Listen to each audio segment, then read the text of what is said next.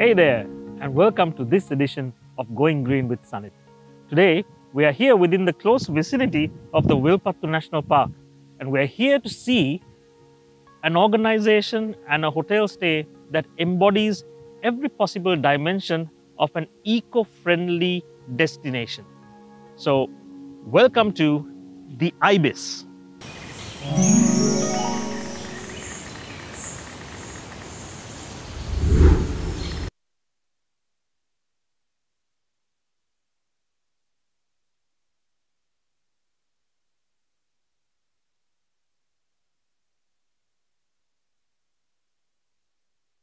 So, we're sitting down with one half of the dynamic duo behind the Ibis Wilpattu. Meet Mr. Jeevaka Perera, who with his wife Siobhan are the creators, owners, the managers of this place. Thank you for being with us, Jeevaka. Thank you for taking the time. Thank you, Sanit, for having us and for what you are trying to do. Jeevaka, firstly, what made you do this? We wanted to have a place for our family. We have a family with three wonderful boys, so we wanted a place where we could come and be with nature, in nature, and together as a family. So we started this out as, shall we say, a holiday home or a getaway for the family. But we were not willing to go down the commercial route, not the glamping or not the 5-star, but to get people to have the comfort, have some luxury, but be with nature, enjoy nature, respect nature, learn what it is about. We looked at what was out there, and we wanted to make a difference. We wanted to make a change. We hear about we see a lot of people giving interviews, a lot of people, if you go on Facebook, they have a lot to say about environmental issues.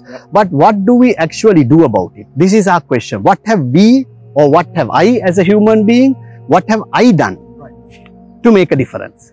Other than type something on a keyboard. We decided that we are going to build this whole thing, run the whole thing with the village. With the village, for the people in the village. So this was built with a village bus. The bricks, the wood, the sand, the rubble, everything is from the surrounding villages. All the bricks are from the village. Burnt and not purchased commercially. The staff, Sanit, are all from the village. They are not hotel school qualified or from Colombo or English speaking school. They are from the village. Boys, of my staff, only one boy can read and write. But we are dealing with completely European clients. Well, virtually 90% European foreign clients. And I'm proud to say that because of our service, we have been awarded the TripAdvisor Traveler's Choice, which is the top 10% of the hotels in the world only get that award. And if you go on TripAdvisor, you will see that it's all the clients, foreign clients, and where they have ranked us. We are ranked #1. And I'm proud that that is from boys from the village with no formal education, no English, but with somebody who believed in them. So this is essentially, I mean, this is the crux of our discussion. Yes. This is building the principles of sustainability into the very core of your business. This is, it's not just talking and presenting a small little piece of paper that says I'm this. So this is why we wanted to talk to you, because I know you sort of inherent in this place is all these things that you love so much, and it's part and parcel of this organization. So you source all your food within everything. So all our vegetables are from the surrounding farms and homesteads. So we encourage them to grow for their consumption, and we purchase the excess. We purchase the excess, paying the market price. So this is something that a lot of I think Western countries talk about food miles. How long does your vegetable travel before it gets to your plate, right? Or how long does your piece of chicken or whatever travel? So in your estimation, everything with 2 kilometers? 2 kilometers or thrown over the fence, Sunny. You get a chicken flying over the fence, Sunny. Because, you're free to go around and look at my kitchen. I don't have a deep freeze. Right. Because I don't need a deep freeze, because I get my chicken fresh. Right. And a lot of people don't understand that the moment you add things like refrigerators and ice, because it adds the greenhouse gases to the atmosphere. That is from the environmental side. But if you talk from a business side, because that is people, environment, they like to use it to make money. Yeah. But if doing something for the environment affects their bottom line, then they don't want to do it. Yeah. So, but for those people, I would like to say is that this helps, because I don't need a deep freeze. I don't need the power for a deep freeze. And I'm getting the chicken fresh, so I don't need to defrost it. Right. It tastes so much better. I'm sure it does. Because it's not been in the fridge for a month or 2 months. So, all in all, I think it's a win-win. Personally, I think it's a win-win. And so while I was walking through this, I noticed you have an orchard.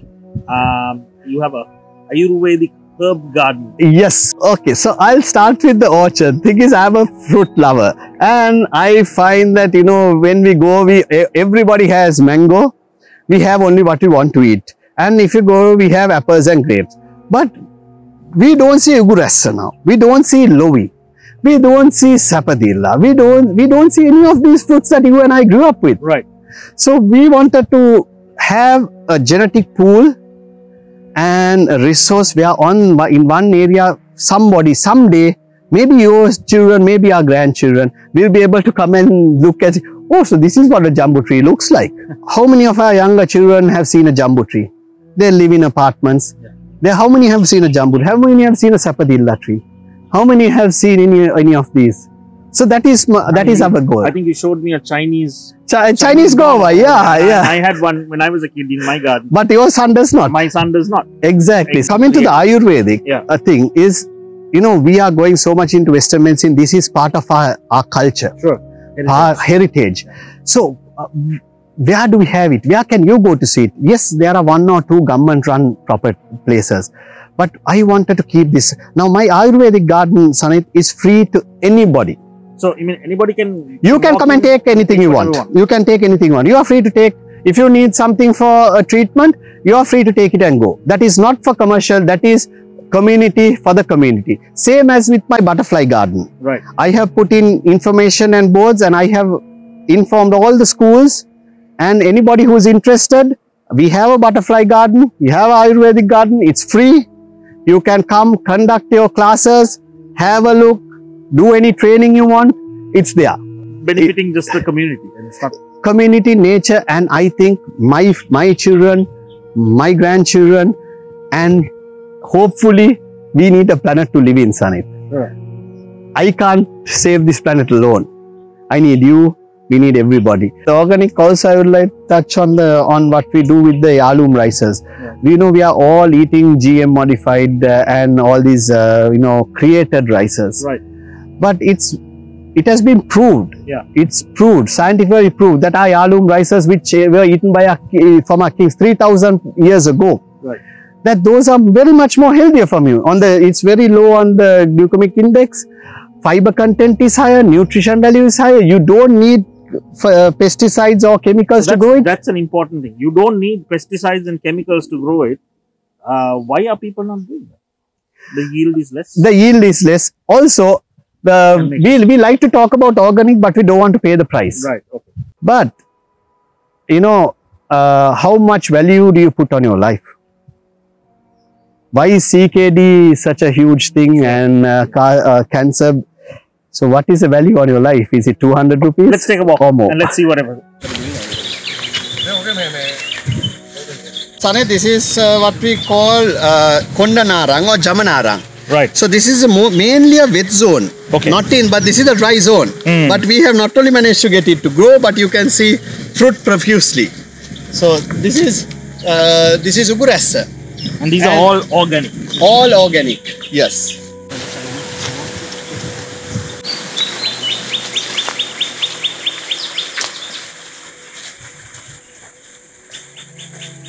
Are these your guests who have planted your... Yes, Sanit. Our guests, we encourage our guests to contribute and help and get involved in, this year block of about 3 acres, right, 3 to 4 acres of, I'm trying to remove the invasive species and we are assisted So reforestation. this is an assisted reforestation project. Assisted reforestation project and using all endemic plants. So like this, we have guests. I will show you more foreign guests, European guests, local, anybody who wants to. They have the opportunity To to plant, put in a species. plant. And you give them the plants. Plant is given to them as well. So Jivaka, this is your paddy fields, the organic paddy field. All the rice you serve comes from here. It comes from here. We have excess as well, Sanit. Okay. So we sell it. We sell it in Colombo to like family and friends. We call it Native Bounty. Okay. And it's available in Colombo as well on people who contact Right. people. We have certain because So it's not a big quantity. But it's an essential part of this holistic approach that you take. Right? Yes, So where you're growing stuff here and what you don't consume, you sell, you give it to the villagers or you buy from the villagers. It's part of this entire ecosystem that you built up. we have to. We are all part of it. It is like this. It's like all our wildlife enthusiasts and wildlife people, Sanit. They, according to, if you go on FB into any of these wildlife groups, you will see it's only leopards. So Right. that is not the only animal we have in this country. Right. And the leopard needs all these other animals to survive. Correct. And nobody looks So, after the other so animals. nobody is bothered. Nobody. Do you see how many photographs do you see of a lizard, Right.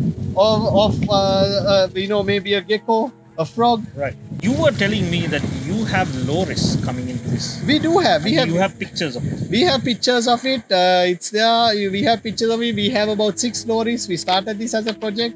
There again, a boy from the village. He's in charge. He's maintaining data. Right. He's recording. He does night safaris, which he gets paid for. So, that's again he part of. conducts night safaris here and to try and look at the lorries. Yes, he does, and that income is for him.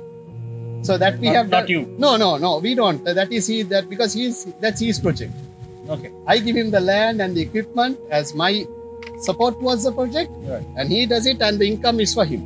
They can pay him directly, or they can pay. We don't mind because it's for him. Then he goes and he's not only here. He goes and spreads the word in the village, and the village starts maybe protecting the roads.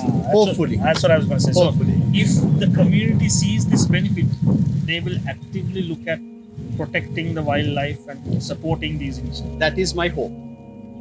And I am, rather than talk about it, I'm practicing. All right. So, Jivaka, thank you for taking me around this place. This is an inspirational case study of just how much of a difference somebody can make if they have the mind and the will. And I'm hoping that people who are watching this will learn a little bit about what they can do. But all this that you've achieved, and hats off to you and Siobhan for putting this together. Bottom line, why did you do it? First, Sanit, take this opportunity to thank you. Thank you for having taken the time.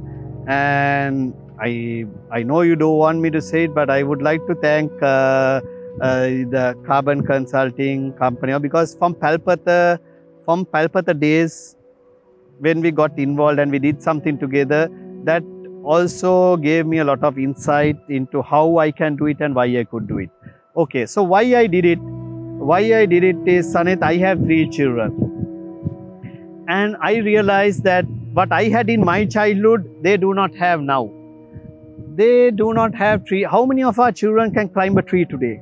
Very, very few. How many of them have a tree in their backyard or back garden? How many of them have the opportunity to pluck a guava from a tree and eat that you and I did? We don't. So I just wanted to do this. My final, Siobhan and our final dream is to see if we can convince one other person to do something similar, to try to build together commercial and nature, to bring it together. That is what I want. So I have done this to try to show that it can be done, that you can make money and you can make a business while protecting and living with the environment and nature. So that is my message, that is what I would like to see, and that is my dream. If one person is inspired and tries this, Sanit, I am fulfilled. So Jeevika, thank you very much again for sharing all these wonderful experiences. My pleasure. And for those of you watching, we are hoping that you learn something, be inspired. As Jeevika said, that's his vision. So thank you for joining us on Go Green with Sanit. And till next time, take care.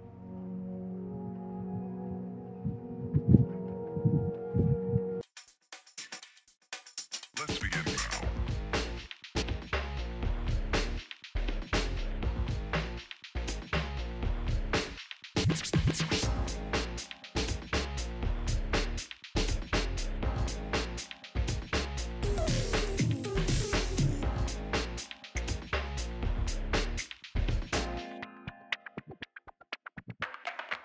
Let's begin.